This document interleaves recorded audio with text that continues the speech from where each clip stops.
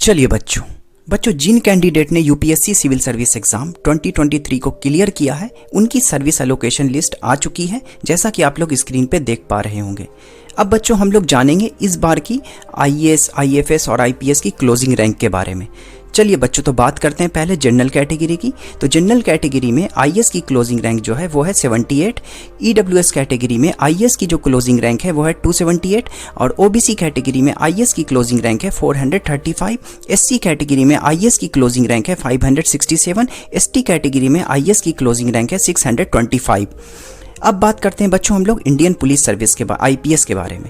तो आईपीएस की closing rank general में है 252, ईडब्ल्यूएस कैटेगरी में आईपीएस की क्लोजिंग रैंक है 517, ओबीसी कैटेगरी में आईपीएस की क्लोजिंग रैंक है 636 और एससी कैटेगरी में आईपीएस की क्लोजिंग रैंक है 865 और एसटी कैटेगरी में आईपीएस की क्लोजिंग रैंक है 858। अब बच्चों हम लोग बात करेंगे इंडियन फॉरेन सर्विस आईएफएस के बारे में।